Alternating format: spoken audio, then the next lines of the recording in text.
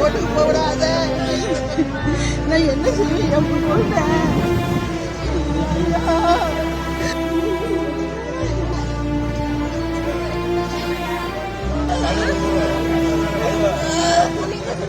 இலங்கை கடற்படை வந்து முட்டி மூழ்கடிச்சிருக்காங்க. அதில் சென்ற 4 பேரையும் கொலை செய்கிற நோக்கத்தோடு அந்த படகை மூழ்கடிச்சிருக்காங்க. இது உண்மையிலே கண்டிக்கத்தக்கது, கண்டனத்துக்குரியது.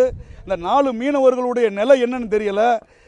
இது போக வந்து 2 மீனவர்களை உயிரோட மீட்டிருக்கதா சொல்றாங்க. ஒரு மீனவர் இறந்த நிலையில் எடுத்ததா சொல்றாங்க. இன்னொரு மீனவரை தேடிக்கிறதா சொல்றாங்க. ஆனால் உயிரோட மீட்ட அந்த மீனவருடைய போட்டோவை கூட இதுவரை வந்து எங்கள்கிட்ட காமிக்க மாட்டேங்காங்க. இது சம்பந்தமாக வந்து சாலை மறியல் போராட்டம் நடந்துகிட்டு இருக்கு.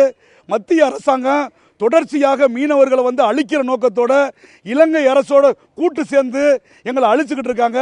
10 ஆண்டு காலம் நாங்கள் இழந்தது கொஞ்சம் நஞ்சம் கிடையாது. 320க்கும் மேற்பட்ட படகுகளை இழந்தோம். இது போக வந்து கடந்த காலங்களில் பார்த்தா புதுக்கோட்டை மாவட்டத்தில் 4 மீனவர்கள் வந்து இலங்கை கடற்படை கொலை செஞ்சாங்க. ஆனால் மாநில அரசாங்கம் அதுக்கு 10 லட்ச ரூபா இழப்பீடு வழங்கினாங்க.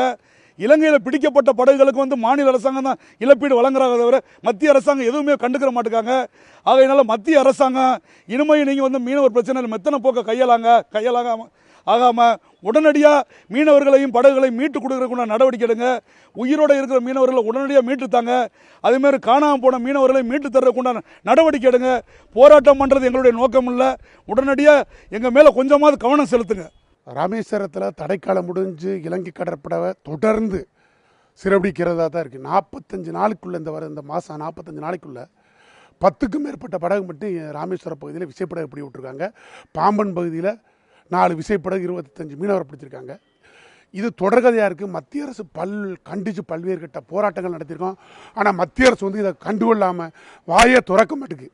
இன்றைக்கு கூட நேற்று வந்து ராமேஸ்வரத்தில் 700 படகு இருக்குது. ஆனால் கடலுக்கு போனது 300 படகு தான் போயிருக்கு. என்னென்னா பயந்துக்கிட்டு மீனவர்கள்லாம் இந்த தமிழ் ராமேஸ்வரத்தை விட்டு எல்லாருமே வெளி மாநிலங்கள் கேரளா, ஆந்திரா, கர்நாடகாவுக்கு போயிட்டாங்க தொழிலுக்கு. ஏன்னா கடலுக்கு போனால் சிறை பிடிச்சி வச்சிடுறாங்க. 1.5 வருஷம் 2 வருஷம் ஜெயில் வைக்கிறான்னு சொல்லி மீனவர் பயந்துக்கிட்டு போகிறாங்க. நேற்று காலையில் மீன்பிடி அனுமதிச்சிட்டு வாங்கி போட்ட இலங்கை கடற்படை கச்சேரி பயில மீன் பிடிச்சிக்கிட்டு இருக்கும்போது அந்த படகை முட்டி மோதி மூழ்கடிச்சிட்டுன்னு சொல்லி தகவல் வந்திருக்கு. அந்த 4 மீனவருடைய கெதி என்னாச்சுன்னு தெரியல. உடனே மத்திய மாநிலத்தை தலையிட்டு துரித நடவடிக்கை எடுத்து அந்த மீனவர்களை உடனே காப்பாற்றி எங்களுக்கு வந்து கொண்டு சேர்க்கணும். அப்படி சேர்க்கலைன்னா இது வந்து மீனவர் மத்தியில் மிகப்பெரிய ஒரு கொந்தளிப்பை ஏற்படுத்தும்.